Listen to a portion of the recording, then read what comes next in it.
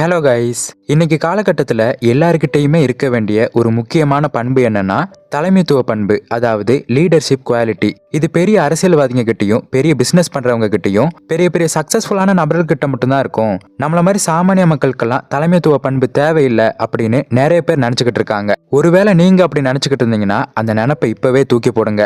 ஏன்னா அந்த ஒரு நினைப்பு தான் உங்களை முன்னேற விடாம தடுக்குது. தலைமைத்துவம் அப்படிங்கிறது எல்லாருக்குமே பொதுவானது. எல்லாருக்கிட்டையுமே அந்த பண்பு இருந்தாதான் தனிப்பட்ட முறையில அவங்க வாழ்க்கையில முன்னேற முடியும். உதாரணத்துக்கு இது உங்க வீட்ல இருந்தே தொடங்கலாம். உங்க வீட்ல நீங்க ஒரு குடும்ப தலைவராவோ இல்ல ஒரு குடும்ப தலைவியாவோ இருக்கீங்க, இல்ல எதிர்காலத்துல அந்த பொறுப்புக்கு நீங்க வரப்போறீங்கன்னு வைங்க. உங்ககிட்ட தலைமைத்துவ பண்புங்கிறது கண்டிப்பா இருக்கணும். உங்க குடும்பம் கஷ்டப்படக்கூடாதுன்னு நீங்க நினைச்சாலோ இல்ல பொருளாதார ரீதியா நீங்க பின்தங்கி இருக்கீங்க, அந்த நிலைமையை மாத்தணும்னாலோ உங்ககிட்ட சிறப்பான தலைமைத்துவ பண்புங்கிறது நிச்சயமா இருக்கணும்.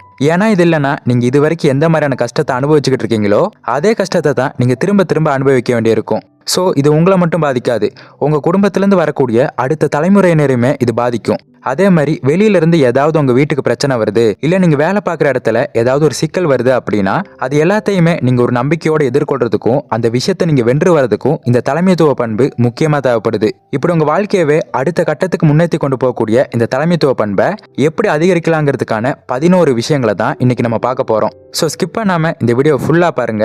வாங்க ஸ்ட்ரைட்டா வீடியோக்குள்ள போலாம்.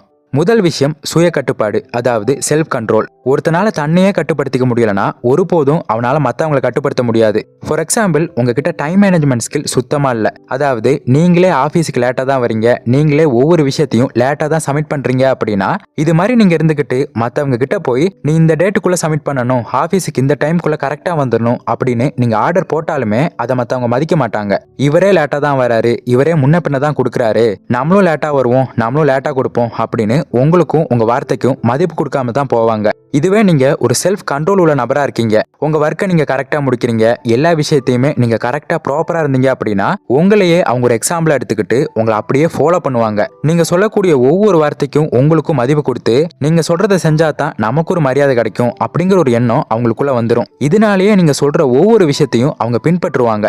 ஸோ இதுதான் முதல் விஷயம், சுய கட்டுப்பாட்டோட இருக்கணும். அடுத்து இரண்டாவது, முழுமையாக பொறுப்பேற்றுக் கொள்ளுதல். ஒரு தலைவர் எடுக்கக்கூடிய முடிவு தோல்வியில முடிஞ்சாலோ இல்ல அவரோட திட்டத்துல ஏதாவது தவறுகள் இருந்தாலோ அவர் தான் அந்த இடத்துல 100% பொறுப்பெடுத்துப்பாரே தவிர இதுக்கு காரணம் இவங்க தான், இதுக்கு காரணம் அவங்க தான், இதனால தான் இந்த இடத்துல தப்பு நடந்துச்சு அப்படின்னு எந்த ஒரு காரணமோ எந்த ஒரு குறையோ சொல்லிக்கிட்டு இருக்க மாட்டாரு. அதனால நீங்க ஒரு தலைவரா மாறணும், உங்களை எல்லாருமே ஒரு தலைவரா ஏத்துக்கணும் அப்படின்னா 100% பொறுப்பை நீங்க தான் ஏத்துக்க தயாரா இருக்கணும். உதாரணத்துக்கு ஒரு சிச்சுவேஷன் சொல்றேன். நீங்க ஒரு பொறுப்புல ஒருத்தரை நியமிக்கிறீங்க, அந்த இடத்துல தொடர்ந்து பின்னடைவு ஏற்பட்டுச்சுனாலோ இல்ல ஏதாவது தவறு ஏற்பட்டுச்சுனாலோ நீங்க டைரக்டா அவர்கிட்ட கோவப்படலாம், திட்டலாம், தப்பு இல்ல. ஆனா மத்தவங்க முன்னாடி அந்த தப்புக்கான முழு பொறுப்பையும் நீங்க தான் எடுத்துக்கணும். ஏன்னா அதுக்கு காரணம் நீங்க தான் அவர்கிட்ட அந்த பொறுப்பை கொடுத்தீங்களே தவிர அவரா அந்த பொறுப்புல உட்காரல. சோ இதுக்கு காரணம் நம்ம தான், அதனாலேயே இதுக்கான மாற்றையும் நம்ம தான் யோசிக்கணும் அப்படின்னு ஆக்கப்பூர்வமா சிந்திச்சு செயல்படணும். சோ பொறுப்பேற்றுக்கிறதுக்கு எப்பவுமே தயாரா இருங்க.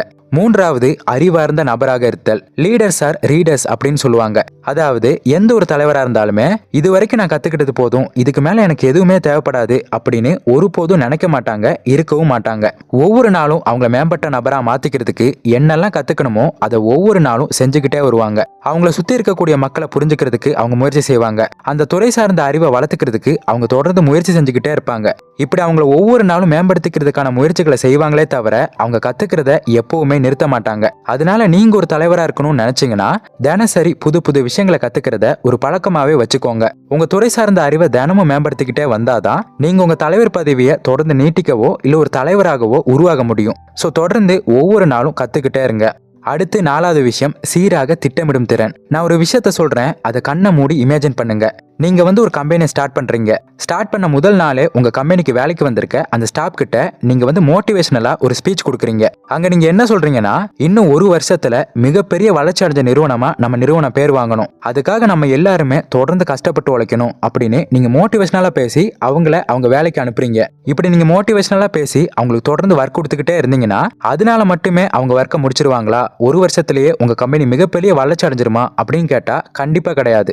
காரணம் என்னன்னா, உங்களுக்கு கீழே வேலை செய்யறவங்களுக்கு மோட்டிவேஷன் மட்டும் போதாது, அவங்களுக்கு ஒரு தெளிவான பாதையும் வேணும், ஒரு தெளிவான திட்டமிடல் வேணும். உங்களோட ஒவ்வொரு ஊழியருக்கும் நீங்க ஒரு தெளிவான திட்டத்தை வகுத்து கொடுக்கணும். இந்த வார இறுதியில நீ இந்த வேலையை முடிச்சிருக்கணும், இந்த மாத இறுதியில நீ இந்த வேலையை முடிச்சிருக்கணும், ஒரு வருஷத்துல நீங்க தனிப்பட்ட முறையில இத்தனை வேலைகளை செஞ்சிருக்கணும். இப்படின்னு ஒவ்வொருத்தருக்குமே நடைமுறைக்கு ஏத்த மாதிரியான ஒரு திட்டத்தை நீங்க கொடுத்தா தான் ஒட்டுமொத்தமா உங்க நிறுவனமும் வளரும், நீங்களும் வளருவீங்க.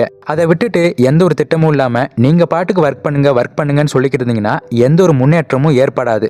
அதனாலேயே தெளிவா திட்டமிட்டு செயல்படக்கூடிய திறனை நீங்க வளர்த்துக்கோங்க. அடுத்து 5வது, தடுமாற்றம் இல்லாத துணிச்சல். அதாவது துணிச்சலா முடிவெடுக்கக்கூடிய திறன் ஒரு தலைவருக்கு ரொம்ப முக்கியம். அதே மாதிரி இந்த துணிச்சல் அவங்களுக்கு எப்படி வரும்னா, அவங்க மேல எல்லாருக்குமே ஒரு நம்பிக்கை இருக்கணும். அதே மாதிரி அவங்க எந்த துறையில இருக்காங்களோ அந்த துறை ரீதியான அறிவு அவங்களுக்கு அதிகமா இருந்தாதான் அவங்களால எந்த ஒரு விஷயத்திலையுமே துணிச்சலா முடிவெடுக்க முடியும். இது ரெண்டுமே ஒரு தலைவர்கிட்ட இருந்து அவர் துணிச்சலா முடிவெடுக்கிறாருன்னா அவரை பின்பற்றவங்களும் அதே துணிச்சலோடையும் அதே நம்பிக்கையோடையும் அவர் சொல்றதை செஞ்சு முடிப்பாங்க. இதுவே ஒரு தலைவர்கிட்ட துணிச்சல் இல்ல, அவரே பயந்துகிட்டு தான் ஒவ்வொரு வேலையும் செய்யறாருன்னா அதே மாதிரி அவர் சொல்றதை கேட்கறவங்களும் அதே பயத்தோட தான் இருப்பாங்க, அதே பதட்டத்தோட தான் இருப்பாங்க. இறுதியில ஒட்டுமொத்தமா அவங்க தோல்வியை நோக்கி பயணிக்கிறதுக்கு அதுவே வழிவகுக்கும். அதனால தடுமாற்றம் இல்லாத ஒவ்வொரு விஷயத்தையும் துணிச்சலோட செயல்படக்கூடிய பண்பை நீங்களும் வளர்த்துக்கோங்க.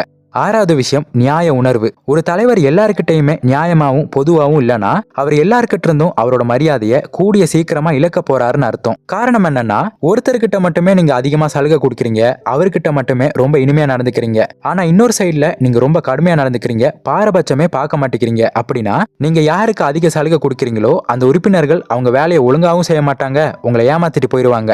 அதே மாதிரி யாருக்கிட்ட நீங்க ரொம்ப கடுமையா நடந்துக்கிறீங்களோ அவங்க உங்க மேல இருக்கக்கூடிய கோவத்துல அந்த வேலையை ஒழுங்காவே செய்ய மாட்டாங்க. இது ரெண்டுமே பாத்தீங்கன்னா உங்களை தான் தோற்கடிக்கும். அதனால நீங்க ஒரு தலைவரா மாறணும்னா இல்ல ஒரு சிறப்பான தலைவரா இருக்கணும்னா எல்லாருக்கிட்டையுமே பொதுவாகவும் நியாயமாவும் இருக்கிறதுக்கு பழகிக்கோங்க.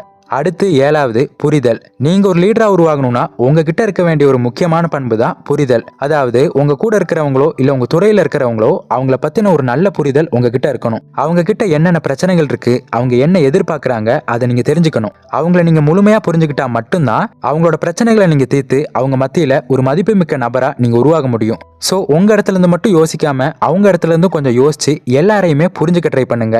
அடுத்து 8வது விஷயம், இனிய ஆளுமை. இவர் ஒரு பெரிய லீடர், இவரை பார்க்கறது ரொம்ப கஷ்டம், அவர்கிட்ட பேசினா நம்மளை திட்டிடுவாரு அப்படின்னு உங்களை சுத்தி இருக்கிறவங்க எல்லாம் உங்களை பார்த்து பயந்தாங்க அப்படின்னா அது எப்பவுமே நீங்க பெருமையா எடுத்துக்க கூடாது. ஏன்னா அதுதான் உங்க தோல்விக்கு வழிவகுக்கும். காரணம் என்னன்னா, ஒவ்வொருத்தரும் அவங்க மனசுல தோன்ற ஐடியாஸையும் சஜஷன்ஸையும் உங்ககிட்ட தைரியமா வந்து சொல்லணும். அந்த அளவுக்கு நீங்க அவங்க கிட்ட ஃப்ரெண்ட்லியா இருந்தாதான் ஒட்டுமொத்தமா நீங்க எல்லாருமே முன்னேற முடியும். அதுதான் தலைமைத்துவத்துக்கு மிக முக்கியமான பண்பு. சோ எல்லார்கிட்டையுமே நீங்க ரொம்ப ஃப்ரீயாவும் இருந்துடக்கூடாது, அதே சமயம் ரொம்ப கடுமையாவும் இருந்துடக்கூடாது. அவங்களுக்கான வாய்ப்பையும் உரிமையும் நீங்க நிச்சயமா கொடுக்கணும். அடுத்து 9வது, பெறுவதை விட அதிகமாக கொடுக்கும் பழக்கம். நீங்க ஒரு தலைவரா இருக்கீங்க அப்படின்னா நீங்க இன்னும் அதிகமா முன்னேற ஆசைப்படுறீங்க அப்படின்னா கண்டிப்பா இந்த பழக்கம் உங்களுக்கு தேவைப்படும். உதாரணமா, ஒரு குறிப்பிட்ட நேரத்துல உங்களுக்கு அதிக லாபம் வந்திருக்கு அப்படின்னா அந்த நேரத்துல எந்த ஊழியர்கள் எல்லாம் இதுக்கு காரணமா இருந்தாங்களோ அவங்களுக்கும் அந்த பங்களிப்பை நீங்க கொடுக்கணும். அவங்களுக்கு தான் நம்ம சம்பளம் கொடுக்குறோமே, வேற என்ன செய்யணும் அப்படின்னு நீங்க இருக்காதீங்க.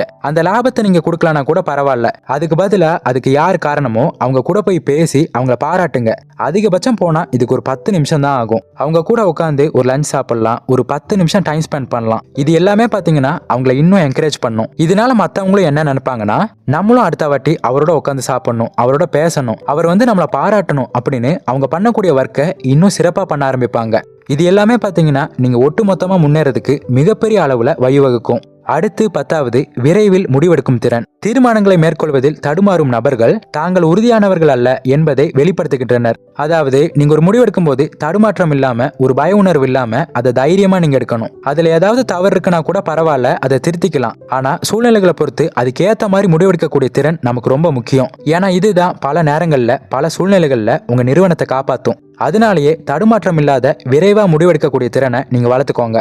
கடைசியா 11வது, ஒத்துழைப்பு. நீங்க ஒரு முடிவெடுக்க போறீங்கன்னா அந்த ஊழியர்கள் கிட்டையும் தயவு செஞ்சு போய் கேளுங்க. இது சரி வருமா, என்னோட யோசனையை பத்தி நீங்க என்ன நினைக்கிறீங்க, உங்களுக்கு என்ன ஐடியா இருக்கு, இந்த மாதிரியெல்லாம் நீங்க பேசும்போது அவங்க கிட்ட என்னென்ன யோசனைகள் இருக்கோ அதெல்லாம் சொல்ல ஆரம்பிப்பாங்க. இதன் மூலமா எல்லாத்தையுமே சேர்த்து வச்சு அனலைஸ் பண்ணி ஒரு முடிவெடுக்க முடியும். அதே மாதிரி நீங்க ஒரு முடிவெடுத்து அதை மத்தவங்க கிட்ட சொல்லும் போது இது உங்களால செய்ய முடியுமா, இது உங்களுக்கு கரெக்டா இருக்குமா அப்படிங்கறதையும் கேளுங்க. நான் தான் தலைவர், நான் சொல்லிட்டேன் நீங்க செஞ்சிடணும் அப்படின்னு தயவு செஞ்சு இருக்காதீங்க.